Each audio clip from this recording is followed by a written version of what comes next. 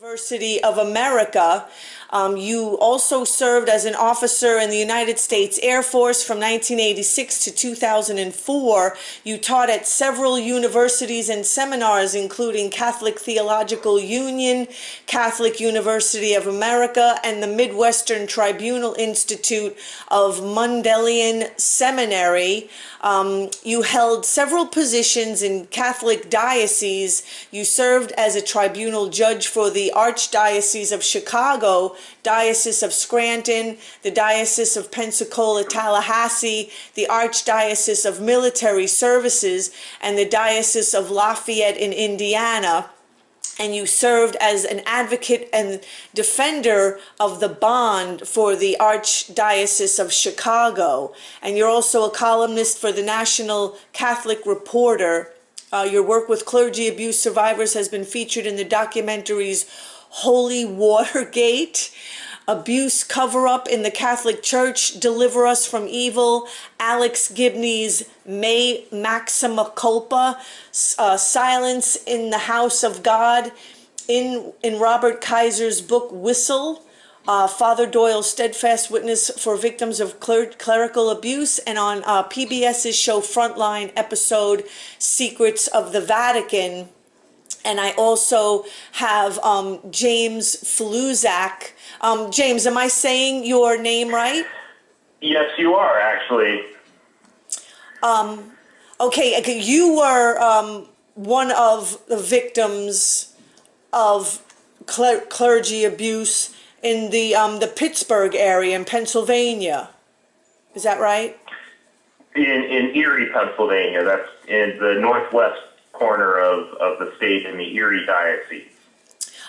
So let's begin with Father Doyle, because you had written up this quite extensive history of how far back clergy abuse in the church goes. Can you talk a bit about that, Father Doyle? Yeah. I co-authored a book in 2006 with two other gentlemen with whom I've worked extensively and on this issue for some time. One was Richard Sipe, and the other gentleman's name was Patrick Wall. And I did most of the research, and in doing the research, I discovered that the earliest reference to sexual abuse of minors by church elders in the Catholic Church is the year 98, 98. Wow. That's a pretty clear reference from a document known, and the Greek word is didache, which is commonly translated as the teaching of the 12 apostles. It was an unofficial document, but that was the infant church, and at that time it was nothing like we know the church to be today. But what's fascinating about it is that they saw this issue as a problem, and they made a rule. They issued a rule, the small community, Christian community, that this just is not acceptable. So you skip from 98 to the year 309, which was the first instance when actual legislation was passed by a group of bishops in southern Spain at what was called the Council of Elvira.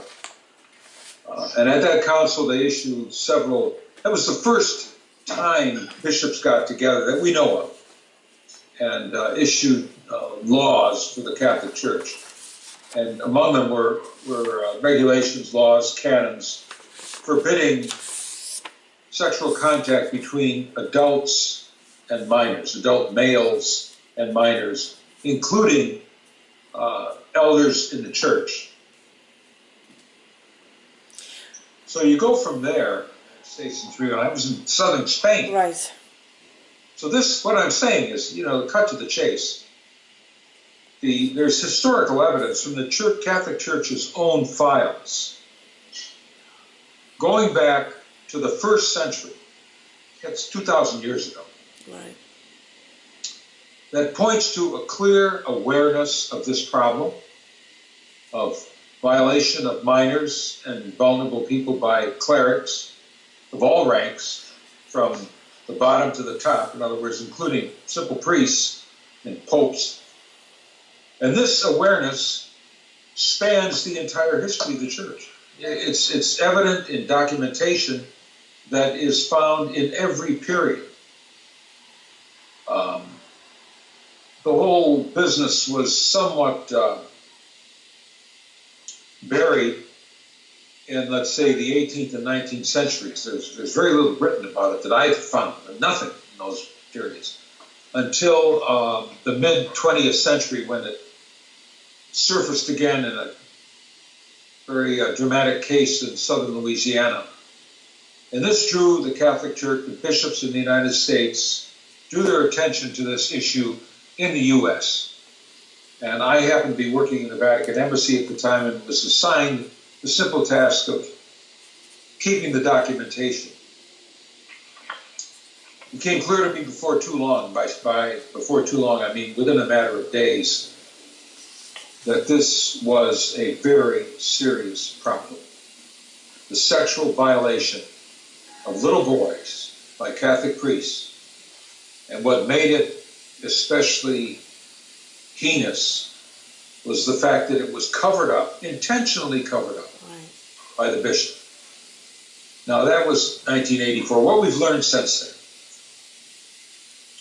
then is that this extensive sexual abuse of minors and other vulnerable people by clergy has gone on throughout the United States and in just about every other country where the Catholic Church has been established. The violation is perpetrated by priests, by deacons, bishops, cardinals. It's been covered up systematically by the church authorities. One thing, they've covered it up, they've lied about it, they've misrepresented to the public. They have also enabled these perpetrators, these dangerous men, to continue doing what they're doing by simply transferring them from one place to another. This still goes on. This isn't anything new. And that's what makes the issue disgusting is too soft a word, but it is worse than disgusting when you consider the leadership of a church, a Christian church, that is allowing this to happen. And one of the clear-cut marks that I've noticed over the years is that a pastoral response, in other words, a compassionate, sympathetic, understanding response by the bishops to the victims simply does not exist. Right. There may be exceptions by individual bishops here and there, but for the most part, it does not exist. There has been nothing coming out of the Vatican which says in detail, this is how you're supposed to treat the victims. With care, with love, with compassion, with understanding. All they say is, we feel sorry for them, pray for them, nonsense like this. The only thing the hierarchy, bottom line, what they're mostly concerned about, almost exclusively, is their reputation, their image, their power, and their wealth. Predominantly their power. So that, in a nutshell, the history goes back 2,000 years. This is the first time in history, in our particular era, where it is being blown open to the public, where the public are able to see the dishonesty, the manipulation of the bishops as a group. And you saw a crazy example of that today when the Vatican tells the American bishops not to act on voting on any norms of behavior for bishops. Now, they shouldn't have to have norms of behavior. They should know enough to do the right thing, but unfortunately they don't. So the Vatican gets involved because they're concerned primarily and exclusively about power, their own power, and the bishop's power. They don't want anybody to encroach on that power. So they'll sacrifice children, victims, whether they're adults or children. They'll sacrifice their welfare for their own obsession with power. And that, in a nutshell, is where we are today.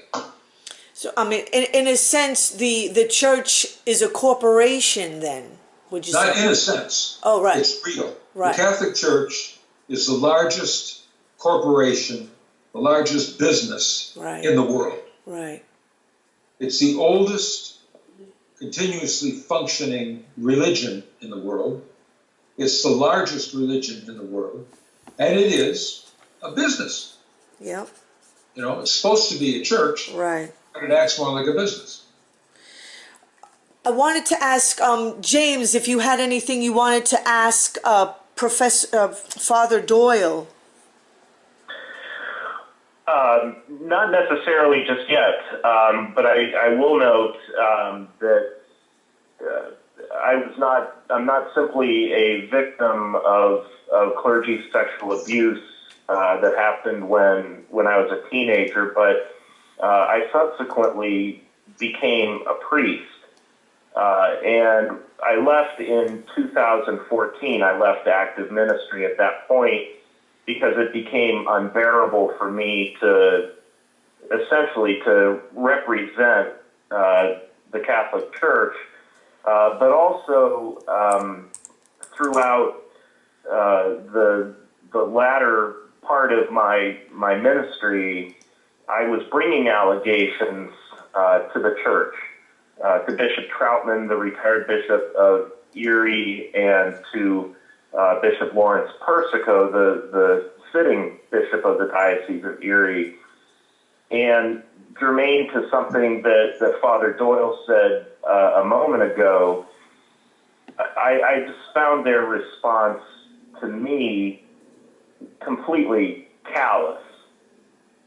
And aside from ignoring my allegations, one thing I noticed to a man was that any of my confreres, my fellow priests, that I shared my experience with, their response was really to bury their heads in the sand. But not one of them, and neither of the bishops that I brought my allegations to, as to what had happened to me, as to what Father Daniel Martin had done to me when I was in high school, not one of them ever said that they were sorry that it happened to me. I didn't expect anybody to apologize for Father Martin's actions, his abuse, but the most humane thing that the church could say to a victim, and this isn't simply my experience, I think this is the experience of the vast majority of victims that I speak to, the bishops almost never say, "I'm sorry that happened to you." Right. The response is just so completely callous. And as to really one of the most important things that I think Father Doyle has offered to this, our response as survivors, our response to this crisis, is that history that he referred to a moment ago, the work of himself and Richard Syke and Patrick Wall. When I first came in contact with that material, with that history, and a large portion of that history that Father Doyle just relayed to us, has made its way into his expert testimony in a number of abuse cases. Once I saw that, and keep in mind that I was a priest and I was a victim in a very small diocese and really kind of an outpost in the Rust Belt of the Mid-Atlantic here, I had no idea just how systemic and systematic and historical this activity has been. And perhaps I could put it another way. It just seems as going back to the Council of Elvira or going back to the Didache or other interventions by bishops or synods or even individual popes, it's just clear that this is part of the church's DNA. The problem and the way that they respond to it seems to be just a constitutive element of its existence. This is part of the fabric of the Catholic Church. Go ahead, Father Doyle. Can I respond with one little statement?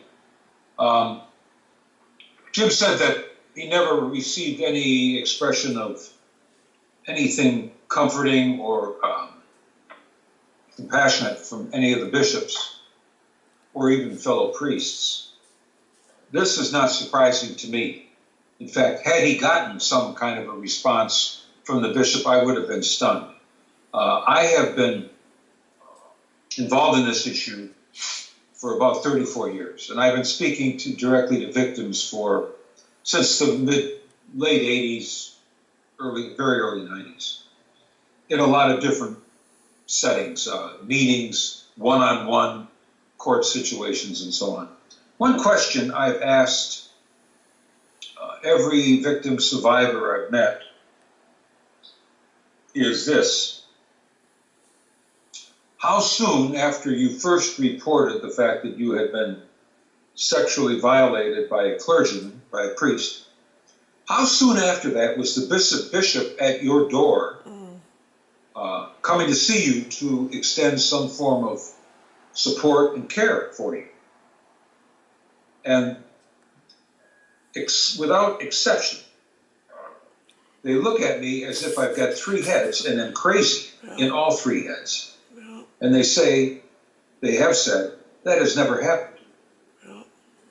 So for 25 so years, after conversations with more victims than I can count, I've not met one, not one, who has said, after I reported that I was raped or fondled or abused by a priest, the bishop came to me and asked me what he could do for me. Yeah. Not once. Right. Now, that in itself tells me, and should tell anyone else who calls themselves a Catholic, there's something radically unfixable about the institutional church, the hierarchical government structure, if that's the way they respond to this. Unfixable. And I struggle with that because I'm only 4 years out of daily public ministry, and in these 4 years that I've been away, I've gradually, I think, drifted away from my practice of the faith, and drift might not be the right word. Being confronted with the callousness of the church and this notion, as Tom suggests, that this is unfixable, really has been at times a crisis for me, because, and I think this is where a lot of Catholics in the pew find themselves today, and it's where I think every victim of clergy sex abuse finds themselves at some point, is you come up against this hard reality, this notion that this church that is supposed to be a conduit to God and is in some ways has brought me closer to God. Obviously, I became a priest, but at the same time, they're mediating the worst kinds of experiences.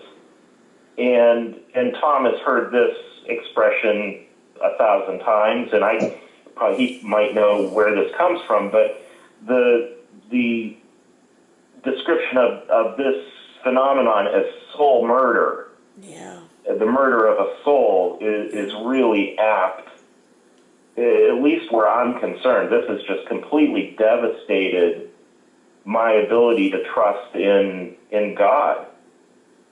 And the church is the institution that fouled that for me, that poisoned that relationship for me. I just was going to say, like, right, like the lack of giving, weight to what happened to the victims. Like, if people just, or they think if they kind of lighten it up, like that's what it's going to be. Like, oh, it's not so bad or something. Oh, exactly. Um, When I told Bishop Troutman what happened to me, I was a priest at that point, and I was in recovery for about 2 years. I had been sober now for 2 years at the point at which I told Troutman what had happened to me. And we were having a conversation about sobriety, and in the context of that, he asked me that he wanted to know the nature of the abuse I experienced. He was aware that I was a victim, but he wasn't aware that it was from a priest. And in the course of the discussion, he asked me, well, how many times did Father Martin molest you? yeah. And I said, it didn't seem like a peculiar question exactly at the time, because it was uncharted territory. I'd never had, any sense of how to talk to a bishop just generally, but telling him these intimate details, he asked me, how many times did Martin molest you? And I said, 15. And without missing a beat, Yeah. he said to me, oh, thank God. And I was just dumbfounded, flabbergasted. Yeah. I said, what on earth do you mean? And he said, oh, you're lucky, Jim. It's usually many more times than that. Yeah.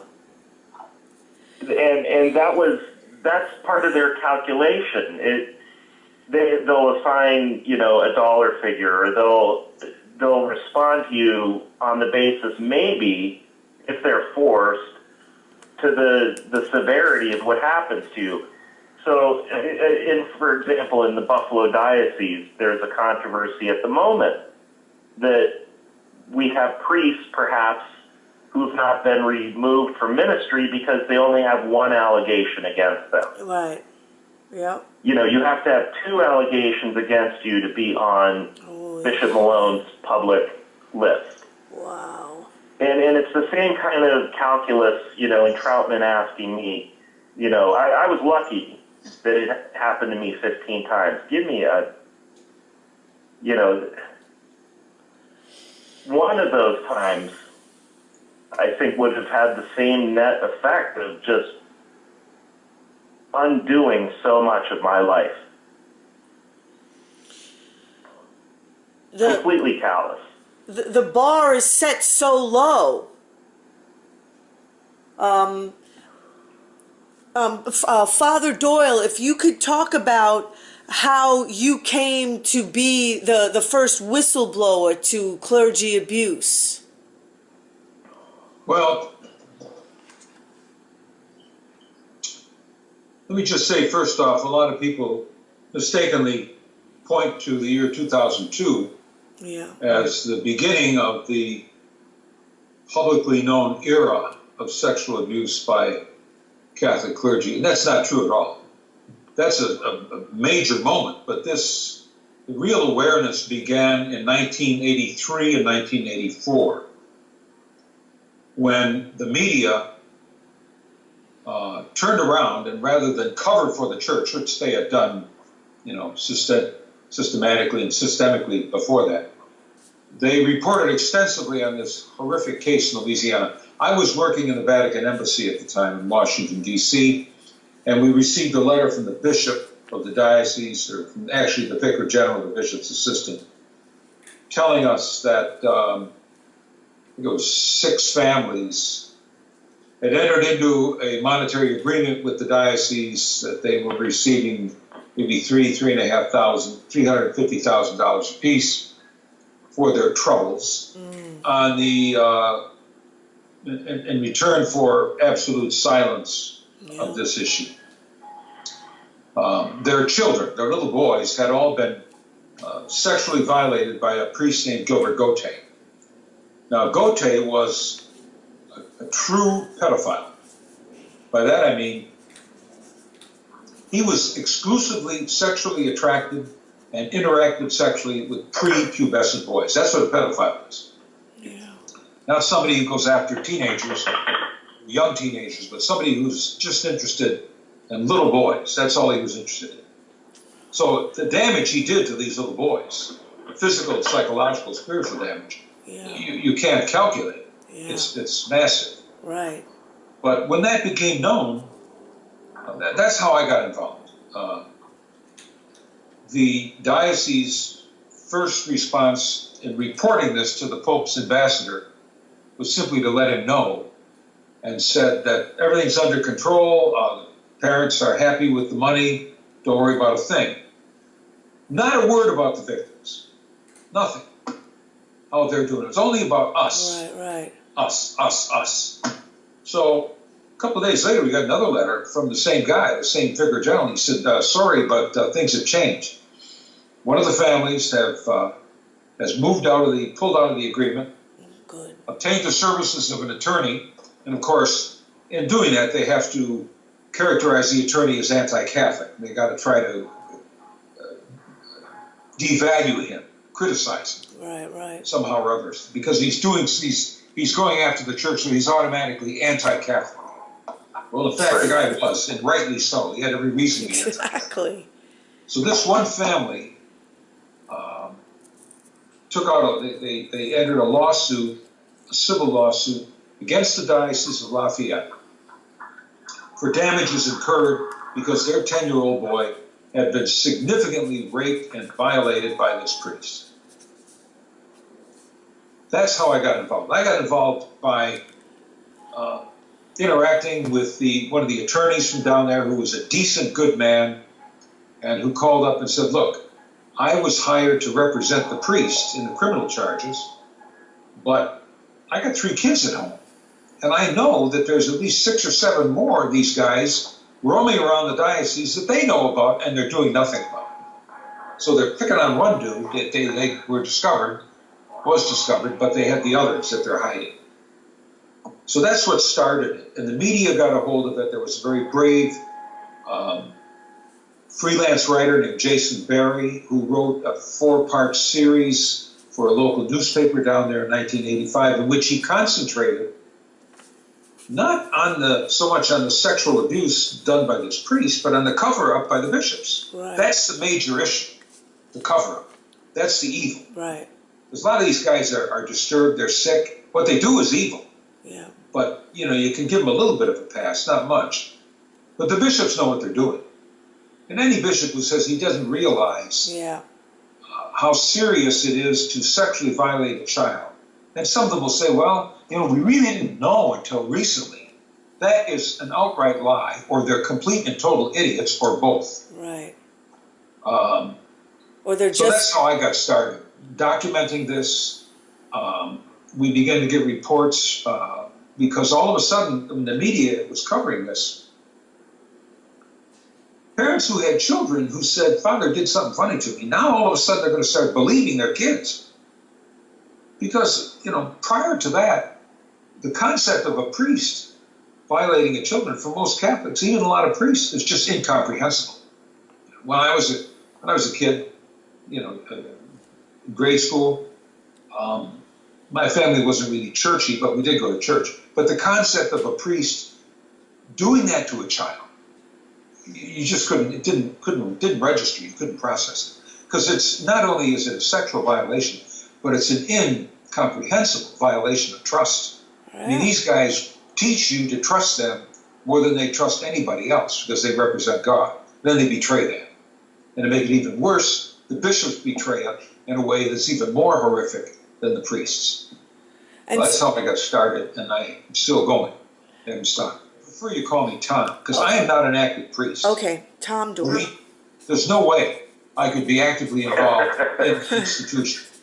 They don't want me, I don't want them, so we're even. Right. So the parents of these children didn't necessarily believe them either, Tom? The parents of the children in Louisiana certainly believed their children. Okay, good. They did. That's why they went and complained. But the problem had been, this guy, Gote, had been violating children since he had been in the seminary. He was doing work at a orphanage down there called Madonna Manor, and he was violating kids at that orphanage. Then throughout the years of the seminary, then from the time he was ordained in 1972 until he was moved out of ministry in 1983, he was sexually abusing kids all along. And every time it was reported to the diocese, which happened several times, they simply moved him to another parish. That's all. And that's the same story that has happened all over the United States and every other country where this has been discovered. Systemic response, by that I mean it's part of the system. Deny it, move the guy somewhere else, and then lie and say, well, we didn't realize this was serious. So, well, if you didn't think it was that serious, how come you're being so secretive, lying all over the place, and doing everything you can to keep it covered up? I wanted to ask, James, you had said in the article that the priest was, grooming you for all of those years since you were very small, I think like 5, and your parents too, before, he actually started to abuse you, or, physically abuse you, I should say. That's absolutely correct. Probably from the time I was 5 years old, that's my earliest memory of Father Martin. He always gave me special attention. And this was the largest parish in the diocese. It still is. St. George's has 3,000 some families. And imagine out of all of the kids in our grade school, some 800 kids, again, like I said, before I was even in elementary school, but once I was in the parish grade school, he just seemed to focus on me. And looking back on it now, I realize there were others as well, and several of them have come out to me since I've gone public with this. But it just seemed, I felt special. Here's this man that I looked up to and who was teaching me about God, heard my first confession, gave me my first communion. I lived in the neighborhood, and so the priests were fixtures in the neighborhood, and there were all kinds of social opportunities to interact with him as I was growing up. My mother was a chancery secretary in Ogdensburg, New York, where she grew up. And so then to see a priest paying special attention to her child gave her a certain amount of pride and I think a certain cachet. And coupled with that special attention, which we call grooming, and I'd like to say something about how parishioners in the pew are also groomed by priests and by the church. But he waited until he knew I was especially vulnerable. And he knew my parents had struggles in their marriage, that there were mental health issues, that there were alcohol issues. And at a particular moment in my development, probably starting when I was 15, he was really clued into it. But once I hit 16, and I just felt awash in all of these forces that I couldn't control, that's when he got me. He played the long game. And this perpetrator is technically what you'd call an ephebophile. He was interested in post-pubescent boys. And he was patient. He waited for 10 years to get me.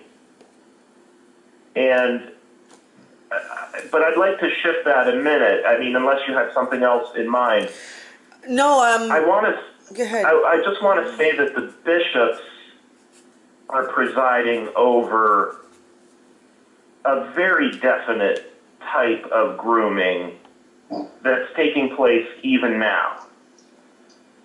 And I could use the example of Buffalo, where I live, where in the last couple of months, certainly within the last 4 to 6 months, we've had very public statements by the bishop saying that any priest with an allegation substantiated is out of ministry. And he's telling his flock that. And even when there's pushback and there's a smaller level of donations to the annual Catholic Charities Appeal, he's trying to say, no, we're on top of this, everything's okay. And then it comes out that he wrote a letter of recommendation for a priest that was in ministry that had been removed by the prior bishop, reinstated by the current bishop, Richard Malone, and given a letter of recommendation to work in a setting that would have exposed himself to children.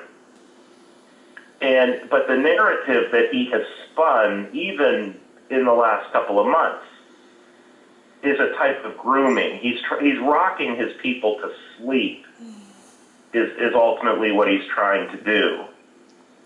And Tom can say so much more than this if it's worth going into, but I really think that the grooming is ongoing. It's something that is experienced by the average parishioner in the pew who might not have direct exposure to this.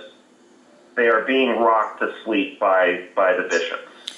If I could say this one thing, you just made me think of it. It's something that I think is really, really important.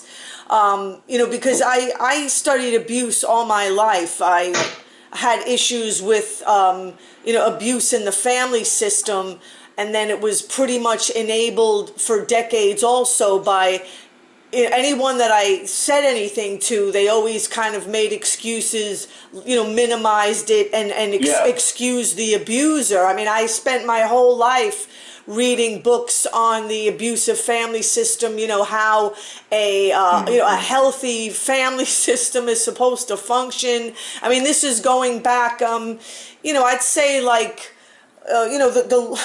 the later 70s, I started getting, older into the 80s, and the thing that was clear was everything just perpetuated, like nothing ever got acknowledged, nothing ever got countered, the direction never changed.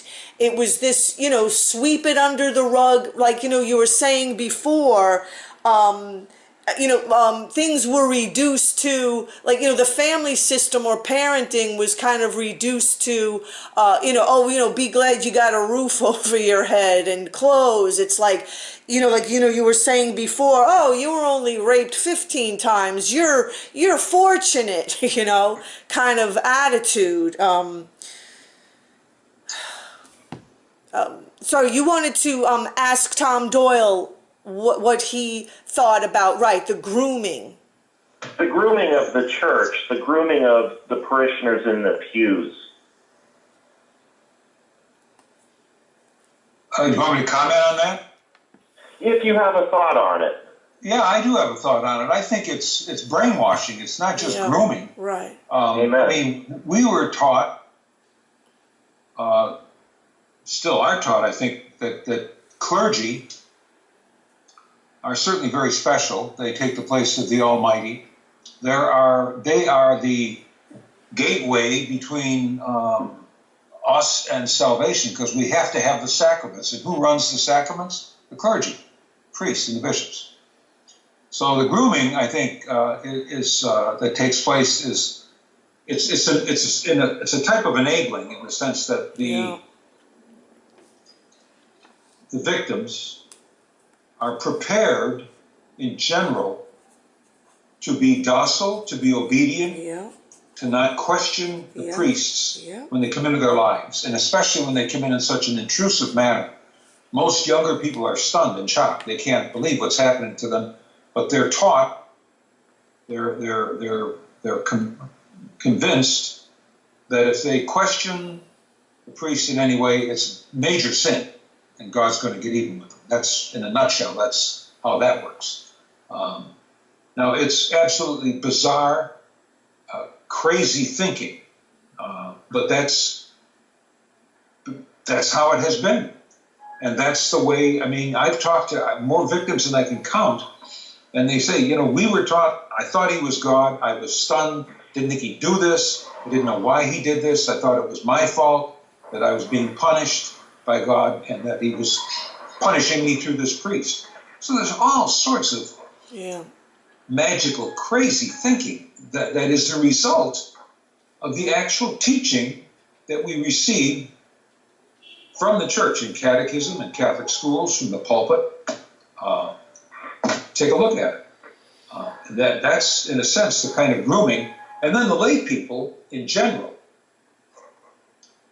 in this era, now I don't know how, I can't say how extensive this is, but I do know from what I've heard and seen, it's fairly extensive, where when the priests do get up and talk about this, or the bishops, they minimize it. Yeah. And they try to make it appear as if this is an attack on the church. It's really not that big a problem. It's being misunderstood, etc. That's all nonsense. That's complete lunacy. Because if there's anybody attacking the church, it's the bishops. Because the people, Jim Faluszczak, his family, my family, we are the church. The kids out on the playground, the guys at an AA meeting, that's the church. Not these 4,500 bishops that get together every now and then with the Pope or whatever. They're just a teeny proportion. That's all. They're not the real church. But they act like they are, and they act like they own it. And as a result, we're in many ways where we are today. It's kind of like what you just said, Tom. Like the government is supposed to be working for the people and not the other way around. Like, so the people are the government, not the politicians or Congress and the people in the White House. And people forget that. Well, they forget that, I think, in the government. And as far as the church is concerned, the Second Vatican Council redefined, they went back to a biblical understanding of the church, the people of God, everybody. But that is not the way it's presented today, nor has it been presented historically. The church, when you hear the word and conjure something up in your mind, what you conjure up is the hierarchy, bishops and priests, buildings, crucifixes, vestments, all that kind of thing. You don't think of a bunch of kids playing football as the church, or you don't think of the people at the food store on Saturday morning getting their groceries as the church. But you do think of the bishops, that's the church. Well, it is. It's a small part of it. And one of the problems is the way it's been presented to Catholic people, as if, they have an absolute duty to do everything they can to protect, to support, and stabilize the hierarchy, who present themselves as the pillars of the church. All of that, there's little, if any, basis in Scripture or historically for that mode of thinking, but that's what we're inflicted with. James, did you have anything to say? As Tom was talking about the grooming of children being a matter of forming them to be docile and obedient and all of that, I thought that you could say exactly the same thing about the seminary and the formation of priests. When I signed up for the seminary, and a couple of times throughout, especially right before, a year before ordination, we had to take batteries of psychological exams. And I found that to be an interesting and beneficial process. I learned a lot about myself as a result of it. And I can see how those exams potentially could weed out somebody with a form of perversion or a pathology of a sexual nature. But it's become clear to me that that screening process of future priests is really about is tagging candidates who are docile, who are obedient, who are malleable. And if you are in the seminary and you stick your neck out in any way, you're not going to be advanced towards ordination. And if you follow any of the news in Buffalo and the cascade of revelations that we've had, they've come from people like myself who went to the seminary here and made it through, but other seminarians who stuck their neck out, who saw things in their internships and their preliminary assignments and blew the whistle on the behavior of priests, and then they were refused ordination.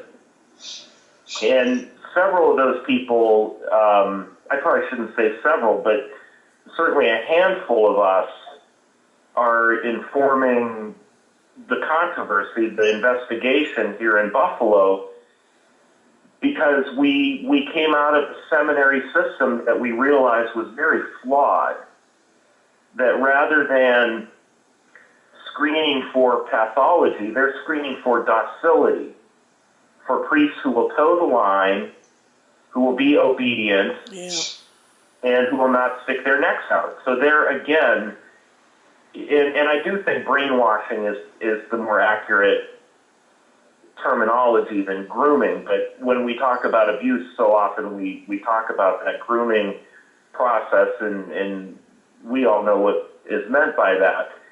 But when you put that in the context of a religion, put that in the context of people attempting to practice their belief, their faith, that the manipulation of those sensitivities certainly is characterized as brainwashing, and what we went through in the seminary was an example of that.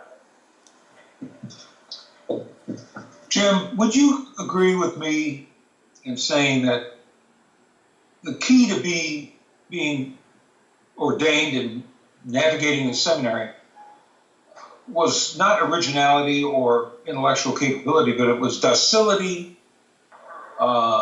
obedience, and almost being anonymous, not standing out. Because that's what they wanted. They wanted, like you said so well, people who would be obedient, completely obedient. We were taught, I'm sure you guys were too, that the superior's will is the will of God.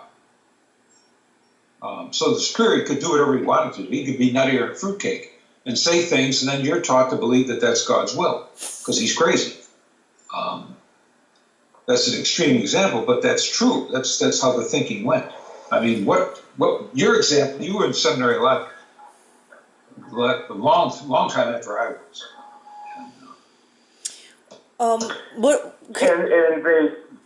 I think the bishops would like to say that the seminary system is much more proactive today than it was perhaps at your time or in prior times.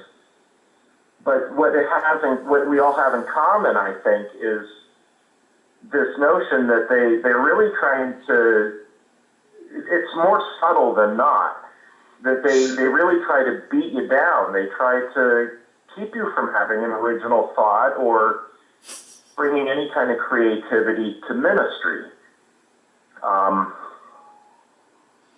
I just, as an educator, because I was trained as a teacher and as a school administrator after I was ordained, and I'd say my specialty in that realm is the writing of curriculum. And when I look at the seminary, there's clearly an implied curriculum, a hidden curriculum. And there's a program for priestly formation. The school, a seminary, might have a theology curriculum that's defined by U.S. bishops and the expectations of the larger church. But there are smaller informal lessons that are learned along the way. And it's turning the other way, looking the other way when you see something controversial within your ranks, and not speaking up, getting smacked when you do. I brought, for example, an allegation to Bishop Persico. This is in public now, so I can say it, but I brought an allegation to him in October of 2013. It was related to child endangerment, the abuse of a minor by a lay person. And for a year, he never acted on it. Told me not to go to law enforcement. Law enforcement was conducting a parallel investigation. I was conducting an investigation at his behest, and I was told not to share my findings with the local district attorney.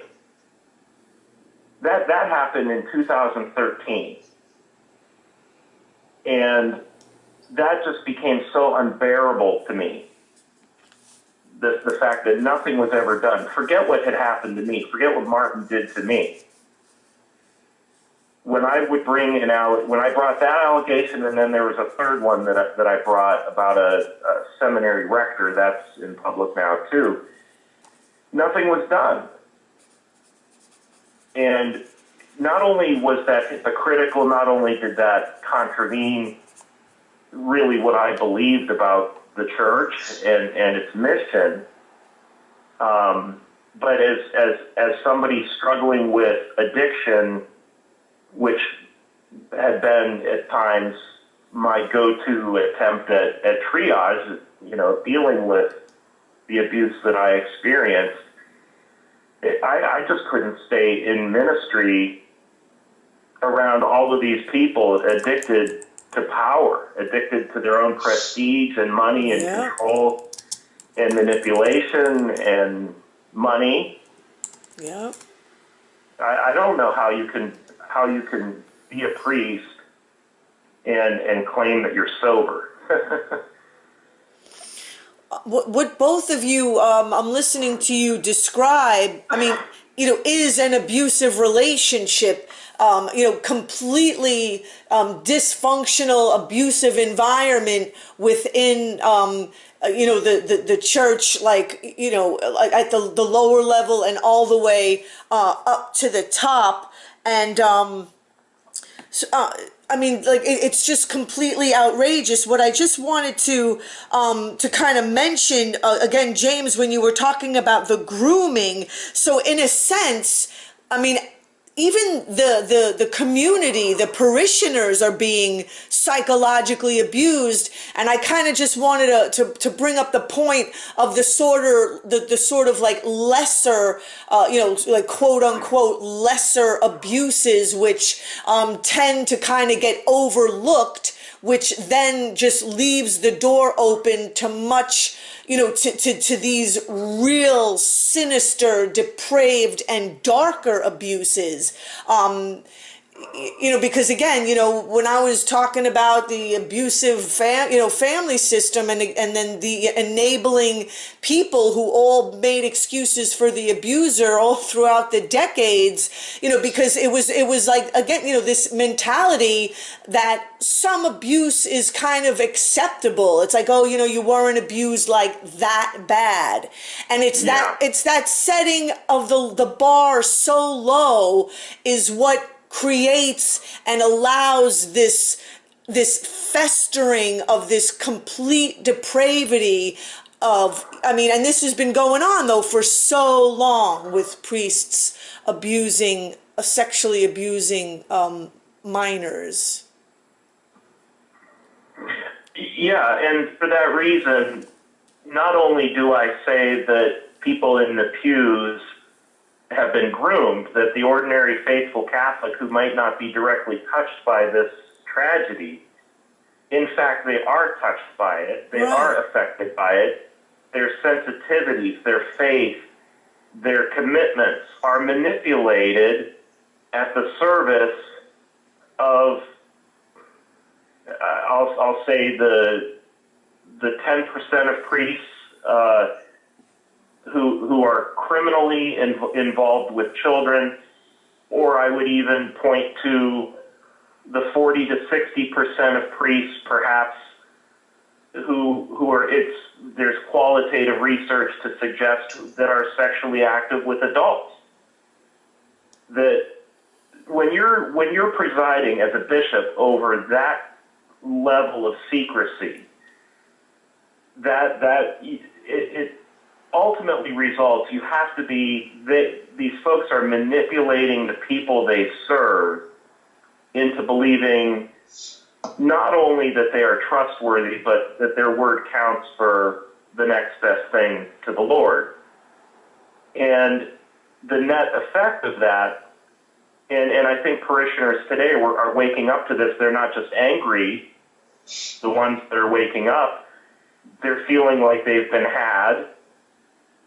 They feel like they've been taken advantage of, and that their sensibilities, their sensitivities, and their faith have been manipulated to pad the nests of hierarchs and clergy who, are just looking to write their own ticket in some fashion. I mean, so the abuse just continues. I mean, instead of it being acknowledged and countered with the weight that it deserves, it's the abuse just perpetuates. Like you're just being abused over and over and over again. And the system feeds these men, these perpetrators, into positions of authority. And as Tom earlier said, that if a bishop today tries to say that they're unaware of these things, etc., that they're either a fool or a liar. Yeah. Many of the bishops today, probably all of the bishops today, before they were bishops, they were vicar generals, or they were personnel directors, or they were seminary rectors. And you don't get to be a bishop today without already managing some aspect of this dynamic. You don't become a bishop today without already having your hands into this mess and attempting to manage this mess. And I just, every time I hear a bishop say, that was my predecessor who botched that. Well, Bishop, where were you in your last assignment? Tell us about your involvement with this kind of thing in your last diocese. Because you never hear a new bishop say today, oh, wow, when I looked at the files, I couldn't believe what I saw. I think any layperson, if they were to miraculously somehow assume the ministry of a bishop, that they would look at the files, essentially the Area 51 of the Catholic Church, the secret archives. Any last person would say they'd be shocked at what they would find in those records. You never hear a bishop, upon arriving into this new level of middle management, you never hear them say, wow, I was surprised by what I saw in the files. They already know what to expect.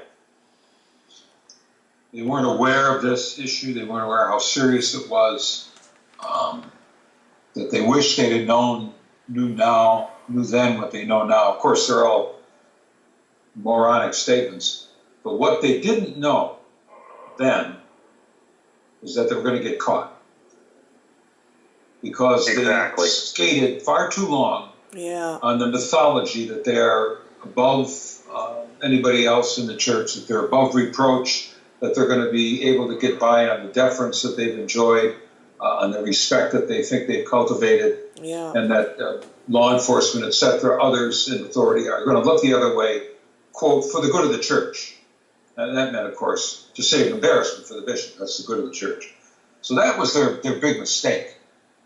Failing to comprehend that this is a different world than it was in 1940. And that this time around, the whole nightmare, this whole pandemic of sexual abuse of vulnerable people by the Catholic Church's hierarchy and by the popes, for the first time over the past 2,000 years, and it's sprung up at various times in history, this time around, the bishops are not in charge. They are not determining the course that this is taking. They're not laying down the terms of how this is going to be dealt with. We are. Absolutely. And their supporters are. And now it's clearer than ever before, because the bishops, their credibility is kaput. It's gone. There's nothing they can do. And I've said this several times, when people start talking about reform in the church and getting the bishop to do this and get him to do that, forget the bishops. We are on our own. They cannot and will not do anything that's seriously constructive and effective that's going to end this nightmare. They can't. They can't. It's like they've had so much momentum going in the direction that they've been going in for so long that, now that this is out and they're exposed, they literally don't know how to act. I mean, like, they're just completely, I don't want to use the word like awkward or, like, they're so used to getting away with it. They're so used to being looked up to. And like corruption anywhere, right, they're used to riding on that momentum and the power that the people bestow upon them. That's right, exactly. I think many of them still can't comprehend that they're in free fall now. The game is up. It's over. Their credibility is zilch. And no matter what they say or do, it's certainly not going to be anywhere near effective. That's what really needs to be done. And what really needs to be done is a complete and total house cleaning. Start over. Right. And what would that look like? And if, I wanted to, because I'm going to bring Bob Hoatson.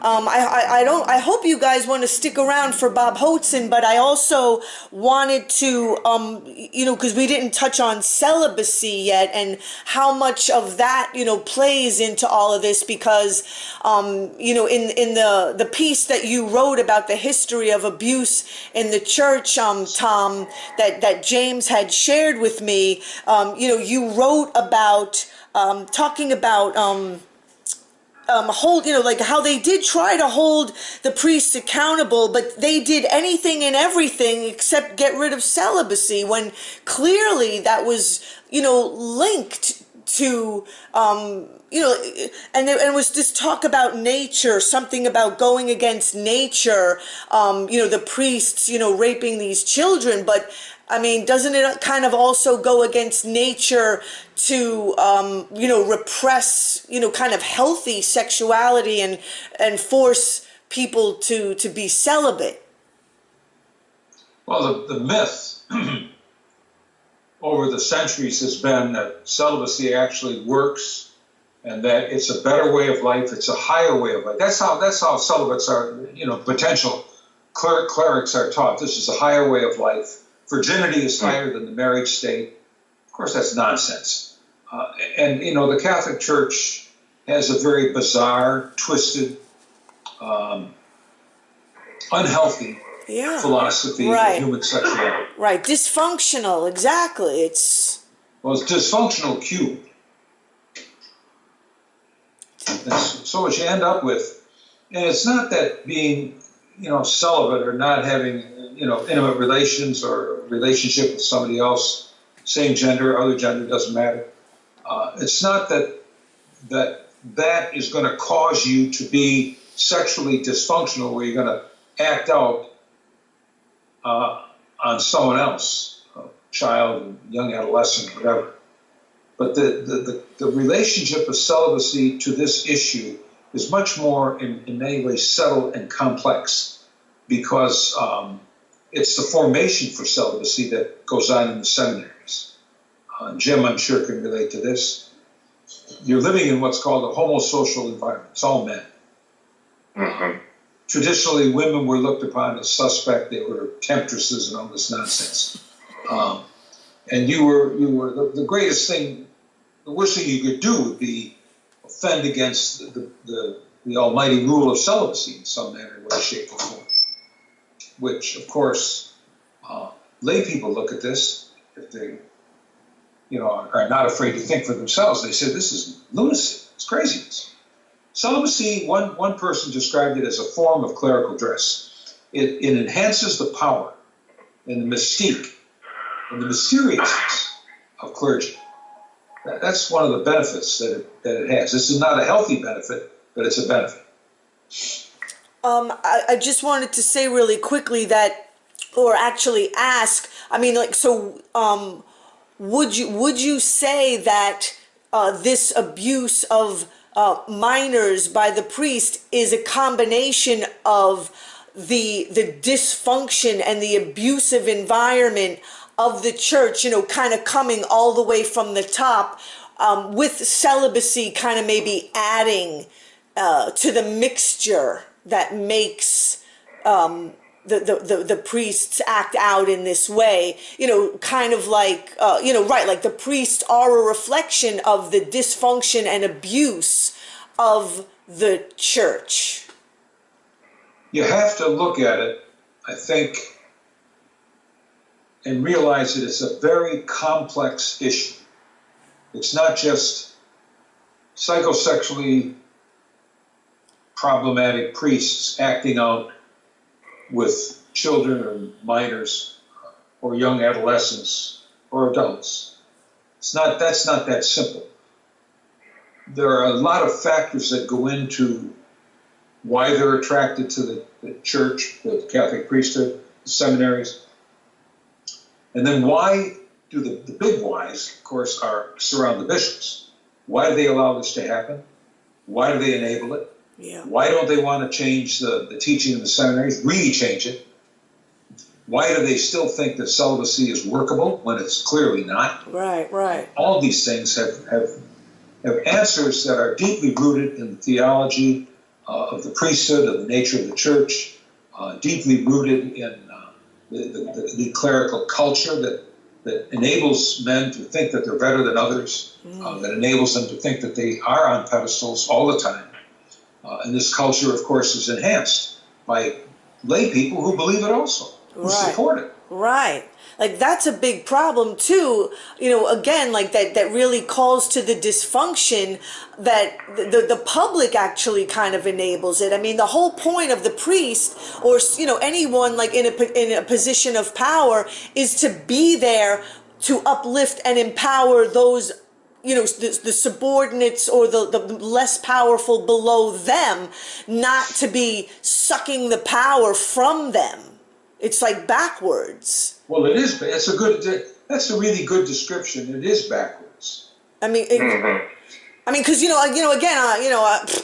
I've been studying abusive relationships, starting with the family system and just all abusive relationships all of my life. And just, when I kind of thought I was going to stop at the family system, and then as I got older, I just started taking what I studied in the family system and applying it, to workplaces that I would be in, and is this a healthy work environment? Is it dysfunctional? Or is it abusive? I mean, and time again, over and over again, everything is backwards. It's like the most vulnerable are never being raised up. They're being used for the people in power when it should be the other way around. So vulnerable people never get lifted up.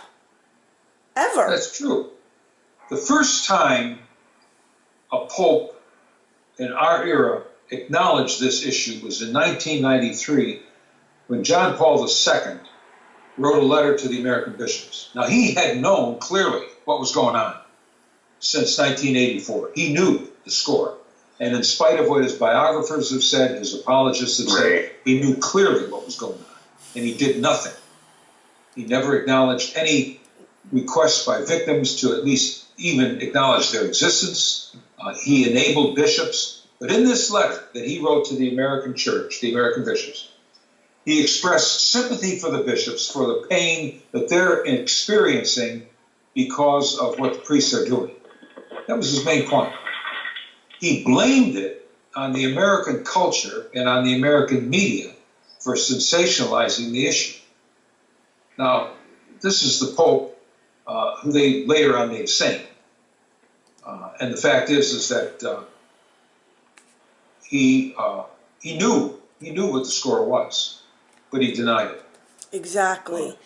That's the attitude, that it's somebody else's fault. We're the ones who are the victims, we the bishops, because this is hurting us so badly, and it's the priests that we can't control, and so on and so forth.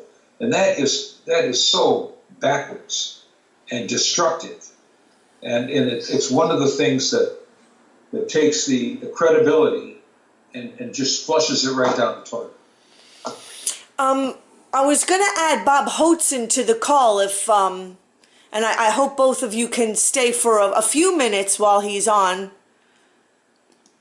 Sure, I can stay for the whole thing if you want, or... Yeah, I mean, we have until 8, and this is such an important subject. I had interviewed Mr. Hoatson with Mitch Garabedian, who I thought might have been able to also... Bob? Hello? Hi, Mr. Hoatson. Yes. Thank you for joining us. Tom Doyle and James Faluszczak are still on, and James can go until 8. Great. So thank you again for this is the second time I think you're interviewing with me. You had gone down to Baltimore, was it yesterday, for this meeting of the bishops? I was there Sunday afternoon and today. Okay. I missed yesterday. Okay. Can you talk about what's going on with that? Well, since this letter from the Vatican arrived evidently on Sunday night, according to Cardinal DiNardo, the Vatican now has put a hold on any efforts that the bishops are making to try and hold themselves accountable. Not that I was hoping or expecting much from that anyway, but I don't know why the Pope is stalling it once again, because he has done almost nothing to really attack this clergy sexual abuse crisis since he became the Pope. He's done little to nothing. And this is just another stall tactic as far as I'm concerned. And in February, when all those presidents of the Catholic Conference of Bishops from around the world meet, I don't expect much to come out of that either. So let me just introduce you. You're also a victim of clergy abuse, and you're the co-founder of Road to Recovery, and you joined the Irish Christian Brothers at Iona College, earned a bachelor's degree. You earned a master's from Manhattan College, a PhD from Fordham University, held various administrative posts, taught at a number of middle and high schools in New York and New Jersey. You were named Educator of the Year by the Association of the Teachers of New York City. I won't read all of it. It's on the website www.road-to-recovery.org/about. We didn't get to talk also about the Child Victims Act, if anybody would want to comment on that. Well, I defer to Robert on that. Bob knows more about that than probably most people. Well, for the past 15 years or so, I've been going to Albany trying to get the law passed in the state of New York, and the Senate of New York has been the largest obstacle to it. We now have a Democratic majority in the Senate, and we're hoping for good things in the coming months. As soon as the new Senate is confirmed in January, we hope to get that bill passed. And the same thing in New Jersey as well. And so what exactly is this passing of the Child Victims Act going to do, and how has it been being blocked by the church? Well, the church has spent millions of dollars with lobbyists to block this legislation, and it will probably continue to come up with some incredible other plan now that they think that this law might pass. The church is always 2 steps ahead, thinking of how they can lobby against this and prevent people from having their day in court, and they'll probably think of something else this time around. But we think we have the votes in the Senate and the Assembly in New York and in both houses in New Jersey to finally get this passed, which basically means that anybody who was abused as a child in those states will have an opportunity to sue their perpetrators and to have their day in court. Remember, the onus is still on the plaintiff, is on the victim, because the victim has to go to court now and prove his or her case. So it's not a slam dunk. It's just the opportunity that all citizens should have of taking their abusers to court. James, do you have any questions for Mr. Hoatson? I work with Bob pretty much on a daily basis in some form or another these days. And I would just add that really when victims talk among themselves, it's very rare that we actually talk about suing from the standpoint of money. And it's not that isn't a concern, and victims, even like myself, we have aspects of our lives that we need to have reconstituted because of all that we've lost. But one of the important things, either in the Child Victims Act in New York or Senate Bill 261 in Pennsylvania that I've been trying to lobby in favor of, the benefit to a look-back window is it gives a victim a chance to force discovery. And that's just kind of a legal way of saying these look-back windows, these windows in the statute of limitations, would give us the opportunity to find out more about the histories of our abusers and give insight into other people that are affected by the men that abused us. And this notion of discovery is so crucial to, I think, the healing of victims. Right. That aside from any financial restitution, which is completely just in my estimation, we can't rely on the church to release their files. Even the Attorney General in Pennsylvania publicly, as part of the grand jury process there, expressed their frustration in at times the lack of cooperation of bishops there in releasing their files. Erie, for example, had to be raided subsequent to a subpoena. The subpoena from the grand jury wasn't enough. They had to get raided with a search warrant. And victims, I think we should all have the right to have our material come out in public and to force the church to open their files. The church is not going to do it willingly. Hence the continued abuse. It just keeps going on and on. And I mean, if I could just kind of comment on this, it's a statute of limitation, I feel like, on child abuse is completely ridiculous. I don't even think is a strong enough word.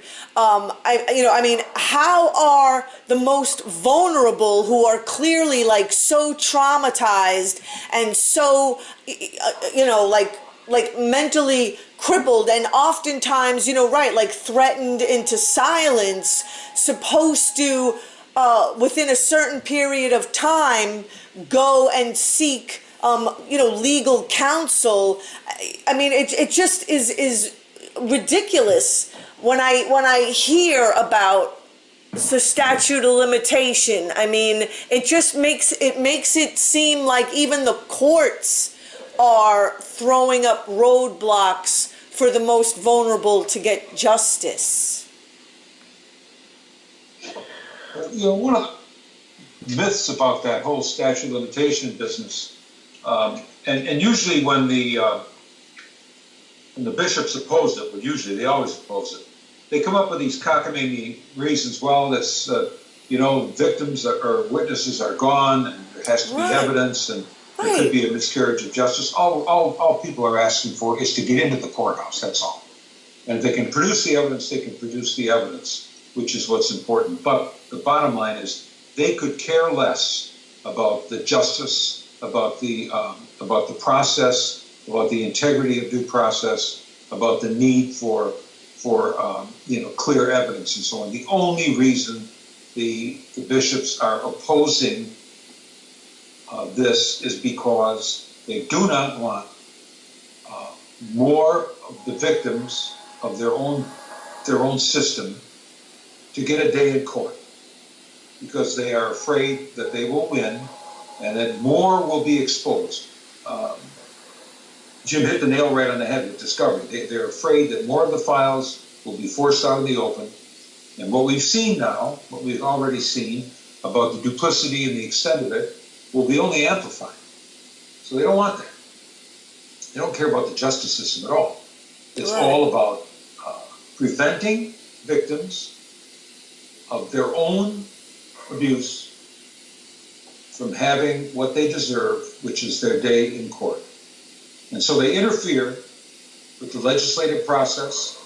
They interfere with just human decency and conjure up all sorts of ways to defeat the motions or the bills that have been put before them, including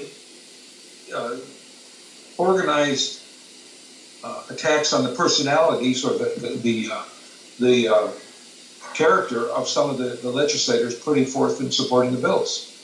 That's not unusual. And one of the prime movers of this kind of behavior is the Archbishop of Philadelphia. He did it when he was in Denver. He's doing it again when he's in Philadelphia, trying to smear the people that are supporting this legislation. Oh boy, it's outrageous. James or Bob, do you have anything to add?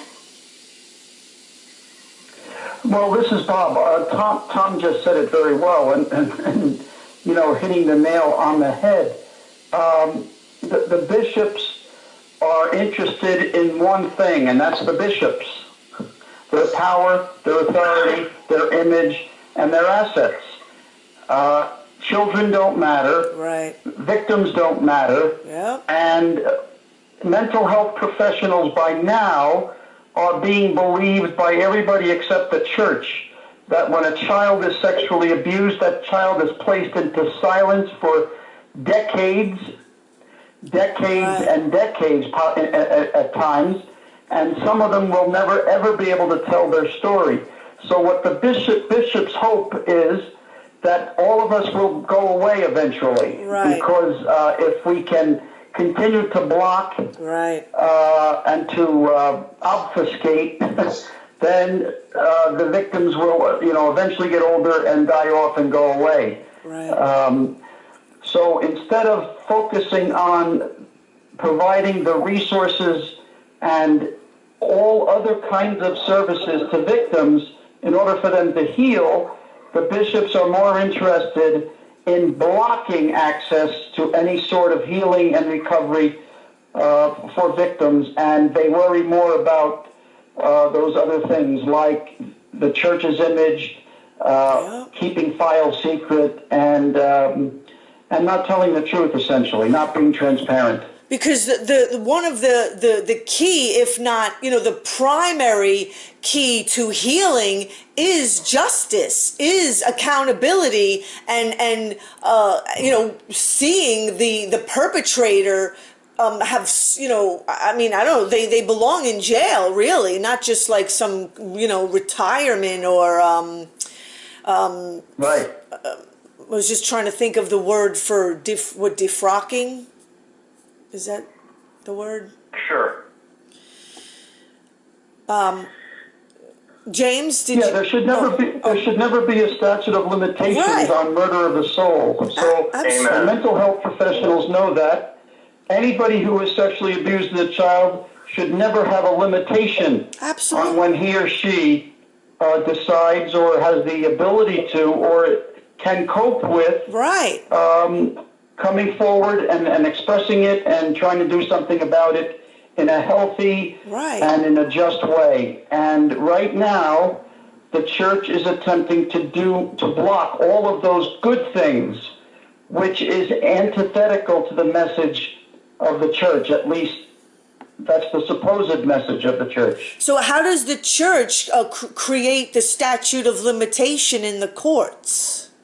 Just through influence, James? In Pennsylvania, a very concrete example. We just finished the grand jury investigation of 6 of the 8 dioceses in Pennsylvania. And every bishop in every diocese was a subject of that investigation alongside all of the priest perpetrators that the subsequent report of that investigation revealed. 37 attorneys and law firms in Pennsylvania that represented people like Bishop Troutman or Bishop Timlin. They had the same law firm. Or the law firm that represented the Diocese of Greensburg and Harrisburg, which sought to completely shut down that grand jury. Those 37 attorneys, 37 out of, let's say, 50, donated to the president of the Pennsylvania Senate, Senator Joe Scarnati, who is a practicing Catholic within the Diocese of Erie, is the president pro tem of the Pennsylvania State Senate. And last cycle, he took donations from 37 of the lawyers and law firms that represented named parties, parties that were redacted from the final grand jury report. That's the guy who's working on behalf of Bishop Persico, the Pennsylvania Catholic Conference, Archbishop Chaput, to protect the interests of the church. That's what we're up against. Because the last I checked, the courts are supposed to be about facts and evidence, and what determines what's a fact and what evidence is determined by science and health. And, right. So what are the symptoms of someone who is abused? It takes years, for it to come out. They're oppressed. They're traumatized. In the Keepers documentary, even when those victims were trying to get help, like later on, I believe it was in the 90s, and there's the idea of repressed memory was just like there's no such thing as repressed memory. What planet do these people discredit even nature and natural law? One thing I noticed I was ordained in 1970, and I worked on the inside for several years in the Vatican Embassy, came across, communicated with a lot of bishops. And one thing I've noticed, and I think Bob and Jim can probably support this, is that it's common for bishops to make pontifical, definitive statements about something of which they know nothing. For example, one of the bishops of Pennsylvania was asked if he was going to support the renewed legislation for the statute of limitations, and he said no, because to have a window would be unconstitutional. Now, number one, my guess is that the guy probably couldn't even spell the word. Number two, if he were asked to explain, well, why is it unconstitutional? I suspect I'd be on solid ground by saying that he would not be able to answer the question.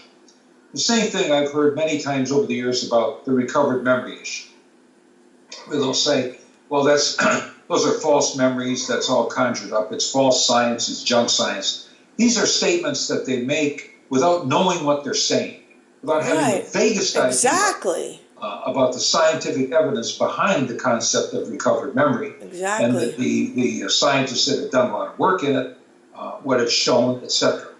they'll say one of the dumbest statements I ever heard out of a bishop and came from the bishop of, he's deceased now, of Winona, Minnesota, when he was asked to comment on the fact that a number of little boys in his diocese had been sexually abused by a priest named Adamson. So his response was, little boys heal. Oh, yeah. Now, you hear that. Yeah. If you're at all intelligent and involved in this issue, you say, this guy he's not even from our solar system.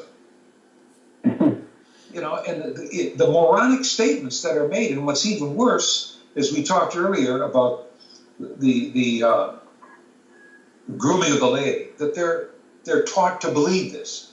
The bishop says something moronic, and the people believe it. Nobody questions, and they should be questioned. You know, Bishop, why did you say this was unconstitutional? What's your basis for saying that? Number one. Number two, how many courses in constitutional law have you ever taken?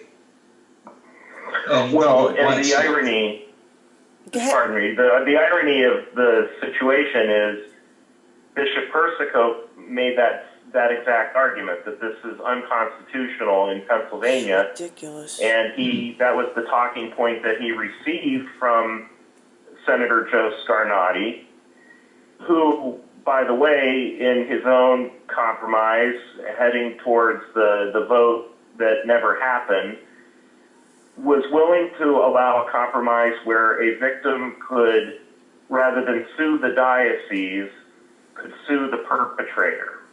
He was willing to admit that as a compromise. Well, that right there invalidated the constitutional argument, because his claim all along was you can't go back, you can't sue the individual because of Pennsylvania's state constitution, and so therefore by extension you can't sue the church.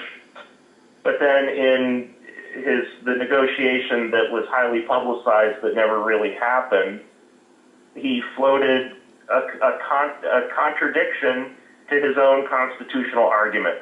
They will say anything to get what they want for themselves, ultimately. Right. Whether it makes sense or not. Would everybody agree that it's sociopath? I mean, it's complete sociopath. The people The behavior is sociopathic. It's certainly antisocial behavior if you look at it. How many of these guys are diagnosable sociopaths? That's another issue. But the behavior itself, collectively, is certainly antisocial and narcissistic. That if you wanted to put a label on the system that creates it, it's a very narcissistic system. The hierarchical clerical system is very narcissistic, and it promotes narcissism. From the time you go in the seminary, you realize that bishops believe that they're picked out independently by God, which is pretty heady stuff if you really believe it. So it's very narcissistic, which is, looking at it as far as a scale of character disorders, mental health issues, that's worse and more problematic than sociopathic behavior. It's deeper, far more deeply entrenched and more difficult to deal with. And evidently, at today's one of today's hearings at the bishops' conference, or one of the meetings, Archbishop Chaput recommended that archbishops and bishops be given even more power than their lay review boards that they have put together, because he believes the archbishop or the bishop should have the final word in all of this. So here he goes again. This is the man who, wants to rule everything, and he ruined lives out in Denver, Colorado, including a very courageous legislator whose reputation he lambasted for many months until that bill was killed. And he's trying to do the same thing in Pennsylvania. Yeah.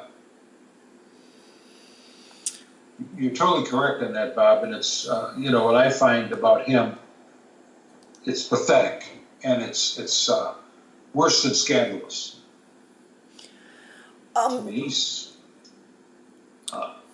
What talk about narcissistic. That he actually thinks. I think he thinks that whatever he says is true. Yeah. Which is very delusional. So that again, if I could just reiterate, I kind of mentioned before, Bob, you came on that the people in power, they've had so much momentum and they've gotten so used to being adored and thinking that they could get away with it. The public is just taught to give these people their power, that now that they are it's coming out, they continue with their same behavior and thinking, despite the fact that the cat is out of the bag. It is like this kind of mind-body disconnect, or I think they call it cognitive dissonance. Well, nothing has changed. Not a single structure that created this mess, this crisis, not a single reformation has taken place yet. Think of it. It's exactly the same structures, exactly the same narcissistic power base, and nothing has changed. And the Holy Father, Pope Francis, has done nothing to address what needs to be done in order to dismantle these dysfunctional structures that create all this. Amen to that. Exactly right. You have to be on, I think, in these coming months, if we're aiming towards Pope Francis meeting with all of the leadership of the world's bishops' conferences, we have to be looking for, is he going to actually allow a change in church law? Is he going to promulgate or institute changes in the procedures that the diocese use in litigating internally these cases? So, for example, is he going to contravene the practice up to this point of pontifical secret governing any kind of disciplinary matters brought against a priest within a diocesan tribunal? Is he gonna contravene the cloak of diplomatic immunity that the bishops themselves can enjoy when they send these cases directly to Rome? Is he going to change canon law as it pertains to diocesan secret archives and who has access to them? Those are the concrete things. There's no change. The American bishops got smacked down ostensibly because they can't change those things themselves. But is Francis going to change them? He could do it by his own order today. Is he going to do it in February?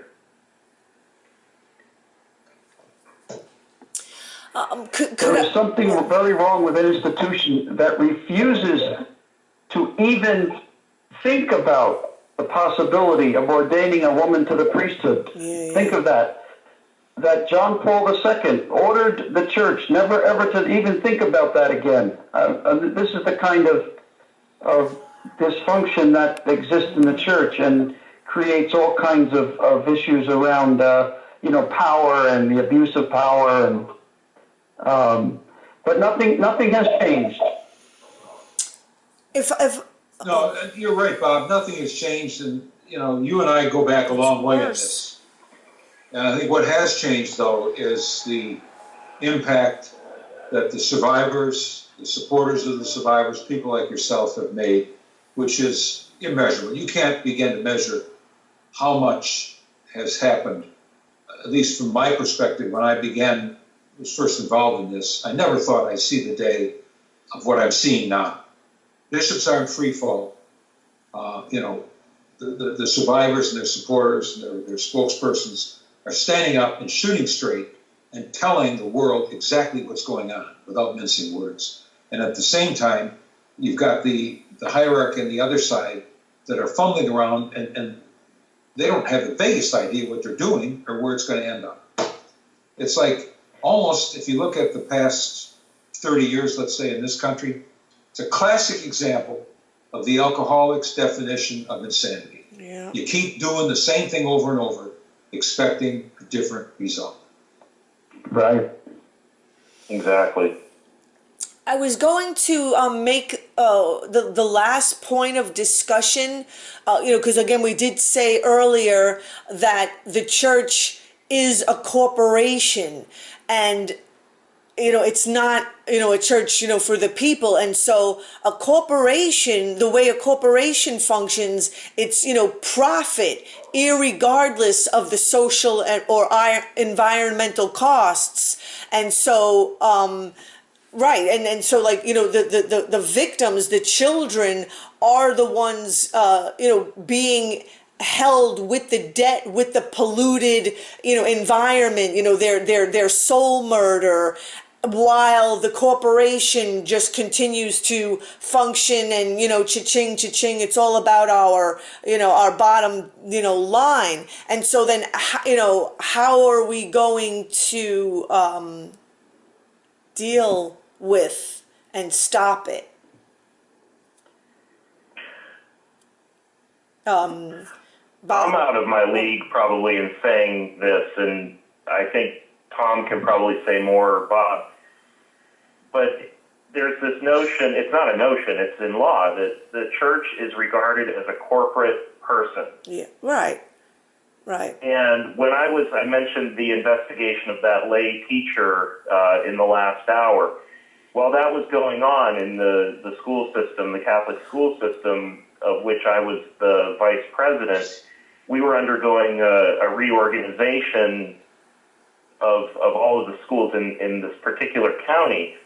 And one of the things that we had to do was it was almost like incorporating. We had to submit paperwork to the Attorney General of Pennsylvania at that time, basically getting approval from the state of Pennsylvania to have recognition as a juridic person for our school system. And that's ultimately what the church is doing right now with its parishes and restructuring the governance of dioceses, the management of the diocese, so that there's all these separate institutions, the parishes, the cemeteries, the foundations, all of that enjoy a type of personhood under the law. And so the church then, as a corporation, ultimately enjoys the rights and the benefits of a human being. Right, we got to get rid of Citizens United. Yeah. Yes. I think, we're close to the end here, but I look back and I think the greatest strides we've made have been in the arena of the civil courts, not just in the United States, but elsewhere. But we've done most of it here because the attorneys that are working with us are fearless. The victims that they're working with are fearless. And the changes that have come about over the past 20, 30 years in our own laws over here and in the jurisprudence are really mind-boggling. And the attorneys, most of them, are not going to give up. And in the court system, in the courthouse, is the one area where there's a power that the institutional church, that the bishops cannot handle. They cannot co-opt that power. They cannot take that power over. They cannot expect that power to treat them as if they're somewhat special. Right. That's the area where we've made, I think, most of the headway, most of the progress, and it's going to continue. And Tom, I agree with that 100% because on August 14th, 2018, when I stood in that Harrisburg room where the communications were and the TV cameras were, and Josh Shapiro was announcing, the results of the grand jury investigation, I don't think I ever felt prouder with Jim Faluszczak sitting on stage, for example, watching, and Cindy Leach with a picture of her deceased son and all of those courageous victims, and the Attorney General saying basically, I'm not talking about just a cover-up, I'm talking about the cover-up of a cover-up. And we've been calling for federal, state, and local investigations for decades now, and I can't tell you how the goosebumps that were part of my body, that were on my body, when I began to realize that 15 or 16 attorneys general now in the United States are looking at the Catholic Church and investigating. And there are so many levels now of law enforcement looking at this evil institution in many ways that created this mess. So yeah, I agree with you. I think we're on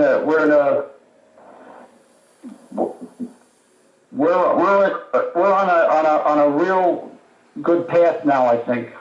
It's a new era. And I never expected over the years that I'd ever see this happening in our lives, where the law would take a look at the entire state, the whole Catholic Church, and Attorney Shapiro and Daniel Dye, the gentleman who actually ran the investigation. These men were fearless and they were brilliant. They knew exactly what they were doing, and they saw through a lot of the BS. And they went right to the core, and they came up with results. Yeah, that's what. And on a personal level, I filed a lawsuit in 2005, and I called it organized crime. Yeah. And now, I've heard even law enforcement say to me, "You see, we're looking at this now as organized crime," and the good feeling I have about that my goodness, someone believed what I said in 2000. Someone is believing what I said in 2005, and maybe law enforcement will find this RICO, this organized crime aspect to this. Well, I can tell you this: they're looking at it. I know that, and I remember when you filed your lawsuit, and a number of the things you said that for a lot of people were hard to believe, and they were prophetic. And I got to tell you, Bob, you need to be commended for having the courage to go public with that theory and that statement and that accusation, because you were right. You were right. Yeah. Absolutely. Yeah, thank you, Tom. And I never believed, like you said, I never believed that it would come to this, that maybe people will believe it now. I think, well, if they don't, there's something radically wrong with the air we're breathing, because it is so obvious and so blatant. Yep. Let me say from my perspective, Tom Doyle was the first person that I spoke to before I made the decision to testify before the Pennsylvania grand jury. And Bob Hoatson is the first person I talked to after I testified. And I've been asking both of you guys for 2 years now, where do you think this stands? And Bob, as you and I have stood together as Buffalo has followed the trajectory that it has the last 9 months, you've said again and again, we are at a different point in the history of this. And my sense as a survivor who's relatively new to advocacy, I feel that statute of limitations reform is inevitable. I feel that this all has a momentum that goes beyond any one of us at this point. And if there's anything that Tom and Bob have done for me, is give me just an enormous sense of hope.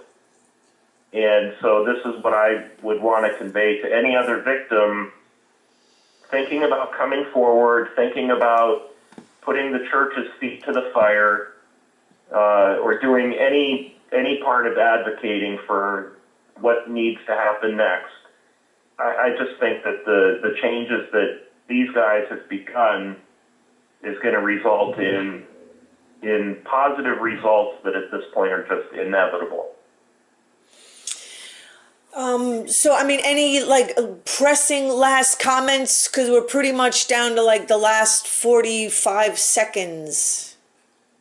Let me just say to Jim, you're saying that you were inspired by Bob and I. You're the guy that stood up and did it. And that's what Amen. you could be super inspired, but you had the guts to get up there and talk and break through that barrier. And man, for that, you know, a lot of people are grateful, including myself. And Well, Jim, you have done so much in such a little time that you've become an eloquent advocate for all of us, and it's great to have you aboard because you have done so much in so little time. So, Well, I was saving up for 25 years. yeah.